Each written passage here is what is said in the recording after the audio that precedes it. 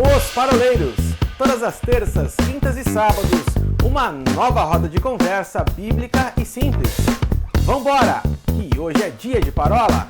Estamos de volta mais uma vez, nossa parola de número 78. Seja muito bem-vindo mais uma vez ao canal Os Paroleiros, para você que nos acompanha no nosso canal do YouTube, também no Facebook, no Instagram, e também a grande novidade desse ano foi a versão em podcast pelo Spotify, para você que escuta a Roda de Parola enquanto está, o que hoje mesmo, Mente Brilhante? Fala um para nós aí. Enquanto você está atravessando essa chuva que não para de cair. Exatamente. Para você que está aí atravessando a Marginal Tietê, nesse momento, você pode ter mais ou menos umas 3 parolas para acompanhar, que vai dar tempo tranquilamente. Ou para você que está pendurando as suas luzinhas de Natal no alpendre da sua residência. Para você que está concorrendo com os seus vizinhos para saber quem tem mais luzinha em casa. Enquanto isso, vá acompanhando esse bloco 2 deste tema hoje, que é missões dentro do Brasil. Estamos hoje com um convidado, mais uma vez, reverendo Paulo Pontes, falando diretamente lá de Uberlândia, uai. Falando um pouquinho com a gente aqui. Oi? Uberlândia. Berlândia, é com B, é Berlândia. É. As três cidades de Minas começam com B, né? Beraba, Berlândia e Berzonte. Beraba, Berlândia e Berzonte. Pastor Paulo, a gente finalizou o primeiro bloco falando da diferença entre você evangelizar e a dificuldade que a gente tem de discipular, de consolidar essa pessoa que está sendo alcançada pelo evangelho. Fora do ar aqui, estava falando para a gente das diferenças de conceito, de missão, missional. Fala para a gente um pouquinho sobre isso. Queria que você abrisse esse bloco falando sobre isso, para a gente poder dar sequência na conversa aqui. Legal. Eu só queria, entrando nesse assunto já, falar da importância. Nós falamos um pouquinho no outro bloco sobre a realidade do transcultural dentro do Brasil, que tem o fora e o dentro. Mas um dos desafios da igreja, a gente tem dito, é ser biblicamente fiel e contextualmente compreensível. Existem igrejas que são biblicamente fiéis, elas zelam pela palavra, mas elas não conseguem contextualizar para essa geração. E por isso, essa doutrina, esse evangelho que é legal, é saudável, ele não chega ao coração e à mente da nova geração. Por outro lado, você tem igrejas que são contextualmente compreensíveis. Elas se fazem entender. Porém, elas não se preocupam com a doutrina, e aí elas geram um DNA corrompido de igreja, uma bagunça. Então, para esse tempo, para um Brasil tão diverso como é o nosso, em termos de região, cultura, é muito importante que a igreja se ocupe em ser biblicamente fiel e contextualmente compreensível. E aí, nós precisamos aqui resgatar aquele texto dos filhos de Zacar, que eram conhecedores do seu tempo. Nós precisamos ler o nosso tempo, e esse talvez seja um grande desafio para as denominações, porque quando você reproduz uma estrutura eclesiástica, você deve tomar o cuidado de que às vezes uma estrutura que deu certo numa cultura nem sempre vai dar certo em outra cultura, né? E é por isso que o contexto missionário, ele faz a gente parecer cada vez mais com o reino de Deus. Ontem eu tomei café com uma líder de uma denominação aqui no Brasil, que não é da nossa denominação, e ela é responsável pela área de missões, e eu levei um casal de missionários para tomar café, e ela estava falando disso, que ela foi treinada para reproduzir uma estrutura eclesiástica num outro lugar, fora da igreja local. Mas ela foi para um país muçulmano. Quando chegou lá, nem igreja podia ter, não podia ter lugar. E aí ela falou que como Deus foi quebrando e ajudando ela a entender. Claro que quando ela voltou para o Brasil, ela teve que se adaptar a esse contexto eclesiástico novamente. Ela não poderia negligenciar, que é um erro também dos missionários, né? Porque às vezes ele vai viver uma realidade. Do mesmo jeito que ele precisa entrar na outra cultura, ele precisa aprender a aterrissar na cultura de origem de novo. Então, essa é uma leitura importante. Talvez, falando aí sobre os 3 conceitos, tem 3 conceitos hoje que no ambiente missionário se falam muito, que é o conceito, o que é a missão, o que são missões e o que é missional. O que é a missão, o que são missões e o que é missional. Então, vou tentar explicar rapidamente. Quando a gente está falando de missão, da missão, nós estamos falando de todo o movimento do Deus Criador buscando restaurar a sua criação. Então, a missão é algo amplo. A missão é algo mais amplo e tem a ver com aquilo que Deus está fazendo. E a maior expressão da missão foi o Deus Pai enviar o Deus Filho, Jesus, para morrer por nós e nos salvar. Então, quando a gente está falando de missão, nós estamos falando da ação de Deus. Tudo que a igreja faz, a igreja, de forma geral, ela é convidada a participar do que Deus está fazendo. A missão não é da igreja, a missão é de Deus, e Deus nos convida a participar do que Ele está fazendo. Quando a gente está falando de missões, nós estamos falando aí sim, desses empreendimentos missionários de igrejas locais, denominações, organizações, que de alguma maneira contribuem para o cumprimento da missão. Então, missões são as ações, os empreendimentos missionários de uma igreja local, de uma denominação, de um conglomerado de igrejas, um conselho de pastores, que busca de alguma maneira alcançar aqueles e aquelas que ainda não conhecem Jesus.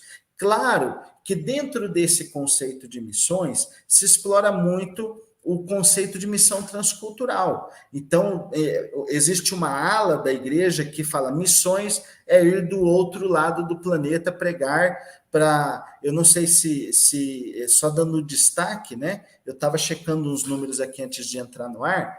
O mundo hoje tem aproximadamente 7,9 bilhões de pessoas.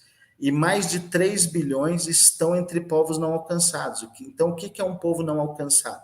É um povo onde 2% ou menos da população é cristã. Então, nós temos aí praticamente 1/3 da população mundial que tem pouco ou nenhum acesso ao evangelho. Então, esse é o conceito de PNA. Povos não alcançados e povos não alcançados isolados. Então, existe uma parte da igreja que diz assim, nós precisamos olhar para esses povos. Então, seguindo o texto de Atos 1:8, uma igreja que cumpre o seu papel é uma igreja que atua ao mesmo tempo em Jerusalém, Judéia, Samaria, até os confins da terra. Tanto que o texto de Atos não trabalha assim, primeiro Jerusalém, depois Judéia. Jerusalém, tanto como Naí, então dá a ideia de ao mesmo tempo, né? Porque alguém precisa olhar para isso. E esse talvez seja um grande valor do conceito de missões. Missões são os empreendimentos missionários da igreja local, em especial esse olhar com muito carinho para aquelas regiões do mundo onde pouca gente está engajada na proclamação do evangelho, né? Pouca gente está engajada na proclamação do evangelho. E o conceito de igreja missional, ele é um conceito interessante. Em alguns fóruns de reflexão, a gente tem uma pequena opinião divergente aí da galera do missões com missional, mas que eu acho que a igreja tem que ser missional e missionária ao mesmo tempo, né? Para fazer parte da missão de Deus, ela tem que ser missional e missionário. E a divergência é o seguinte, o Leslie Newbigin, que foi um missionário do século passado, morou na Índia, ele, depois de muitos anos servindo no campo, volta para a Europa, e ele percebe que muitos seminaristas, pastores, igrejas, estão praticamente paganizados. Ele fica impactado com a frieza, o liberalismo no seminário, e ele diz assim, enquanto nós estávamos evangelizando a Índia, o mundo ocidental se paganizou. E junto com outros pensadores, se surgiu o seguinte conceito, o mundo ocidental hoje, ele não é secularizado, ele é paganizado. Então, a gente às vezes trabalha que o nosso mundo é um mundo secularizado e as pessoas fazem, não existe Deus. E os missionários dizem, não, isso está errado. as pessoas trocaram Deus por outros deuses, que envolve tecnologia, às vezes não é o Deus ali uma estátua apenas, mas tem outras maneiras de idolatria e tudo mais. E aí o conceito missional nós precisamos ir lá, mas nós precisamos destruir, combater os ídolos do Ocidente. Então, as igrejas missionais, elas têm uma ênfase em resgatar a identidade da igreja local no que diz respeito ao seu engajamento missionário, não somente do outro lado do mundo, mas onde ela está também. E aí nós temos vários pensadores, né? Eu já estive fora ouvindo um lado, ouvindo o outro, e ultimamente eu entendo que os dois trazem ênfases importantes. Aqui não é uma questão... Eu olho para o movimento missionário, para o movimento missional, e o que eu percebo são ênfases, cada um traz uma ênfase, e a igreja precisa dessas duas ênfases. Nós precisamos ser aqui, nós precisamos combater os ídolos da nossa sociedade, do nosso país, mas nós também não podemos deixar de olhar para os povos menos alcançados. Realmente, e aí a gente fala, né, que Deus tem trabalhado ao longo da história.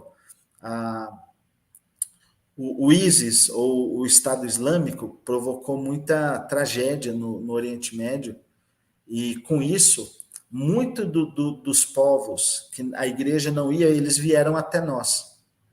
Então hoje nós temos muitos islâmicos, muçulmanos no Brasil, e o Brasil, por causa da sua política de imigração, de refugiados, ele é um oásis para quem busca refúgio, né? Porque ele tem uma política de fácil acesso.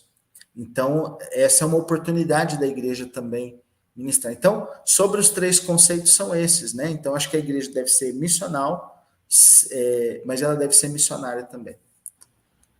Ouvindo você falar, Paulo, eu não sei qual é o teu pensamento a respeito desse evangelista. Eu o admiro muito, T.L. Osborne.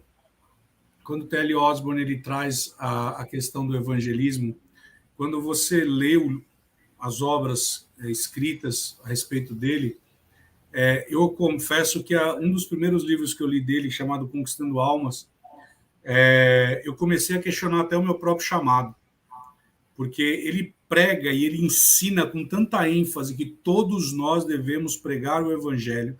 Ele dá uma ênfase para o ofício do evangelista, e a tal ponto que eu comecei a me questionar a respeito do meu chamado, porque ele coloca uma ênfase tão grande em algo que, quando eu ouço você falar, eu me lembro dele falando, que ele fala assim, que nós devemos ter um amor por almas de tal forma que nós não devemos medir, inclusive, recursos que nós devemos aportar para que o evangelho seja ministrado.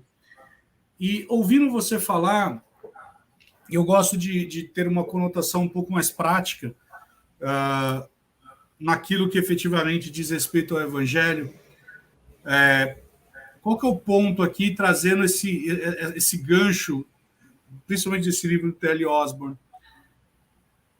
Quando eu vejo hoje Paulo escrevendo que a criação ela anela, ela geme pela manifestação dos filhos de Deus, eu fico me perguntando se de fato eu tenho exercido o papel que o próprio apóstolo Paulo ele diz lá sobre o ministério da reconciliação.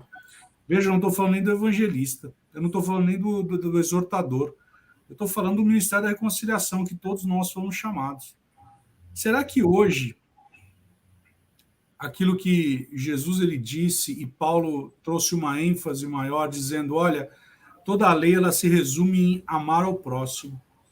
Porque se eu amasse de fato e de verdade o próximo, eu já falei várias vezes aqui, eu acho que esse é o versículo que mais carrega a minha posição aqui nos paroleiros, que é me gastar e me deixar gastar.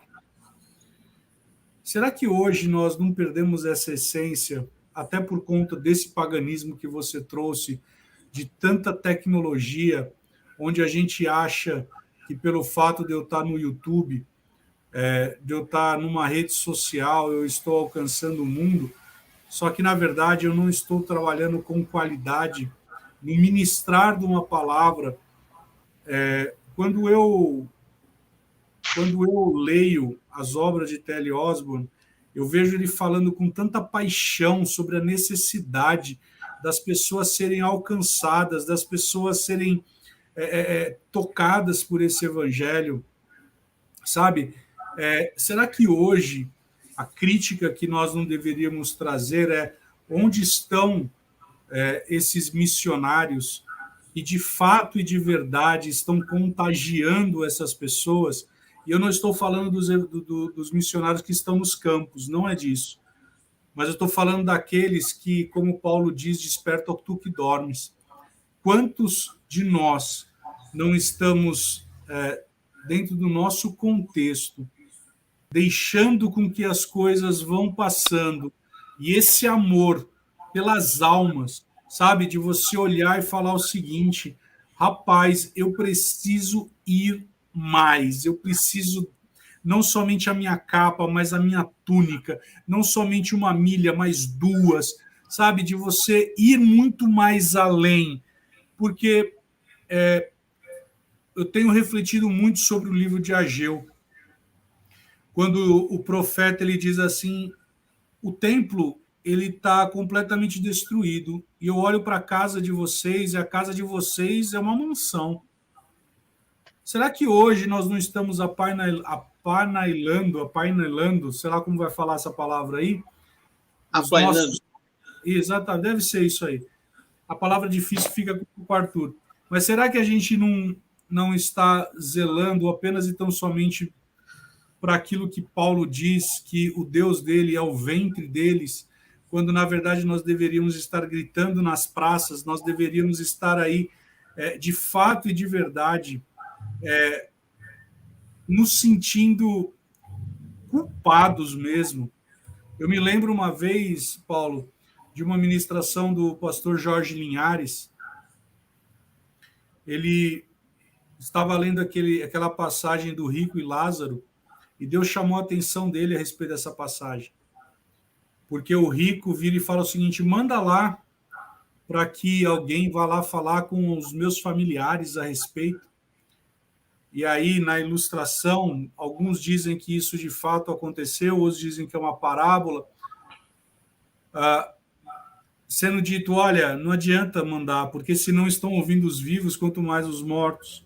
E esse texto veio para ele de forma tão pujante que ele falou o seguinte: eu não quero que pessoas algumas do meu convívio, em hipótese alguma, elas um dia possam estar no inferno, dizendo: rapaz, eu caminhei do lado do Jorge Linhares, e ele nunca pregou o evangelho para mim. Isso é muito forte, porque talvez no meu ambiente de trabalho, muitas pessoas estão indo para o inferno, e lá naquele dia vão dizer: rapaz, eu caminhei com aquele homem careca ali, e ele nunca falou do evangelho para mim. Uhum. Tem uma frase, né, que o pessoal fala, uma heresia, que diz assim, né: em todo tempo prego o evangelho, se necessário use palavras, mas Jesus usou palavras, né? Então, então eu ouvi essa frase, eu achava bonita, até que eu vi uma ministração do Ronaldo Lidório, que ele fala assim: para falar do evangelho, você tem que pregar, você tem que fazer como Jesus fazia, ele é o modelo, você tem que verbalizar. A pregação tem que vir pelo querigma e pelo testemunho, a martiria. Então, não adianta só um ou outro, você tem que pregar e viver. Então, eu acho que uma das coisas que nos atrapalha é que realmente, olhando para a Bíblia, o problema da idolatria não foi abandonar Deus, mas fazer de Deus uma opção.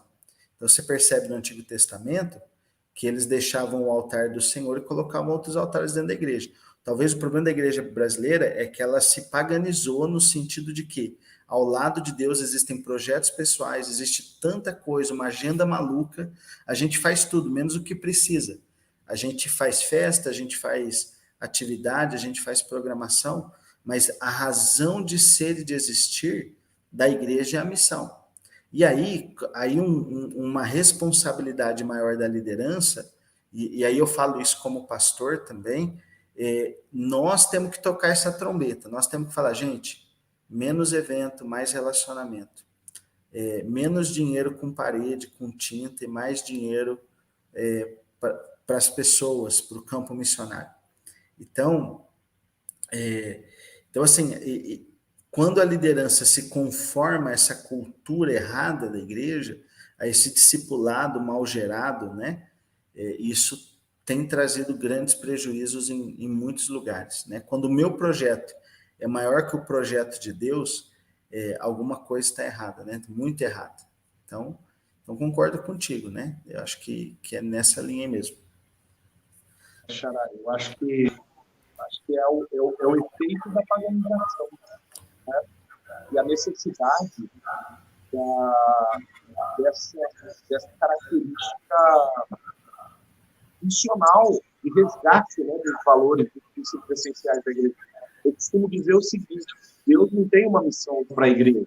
Ele tem a igreja por causa de uma missão que está estabelecida desde antes da fundação do mundo, né? Esse é o objetivo do Senhor na igreja. E a igreja não pode enfeitar o pavão em cima daquilo que o Senhor já estabeleceu para ela.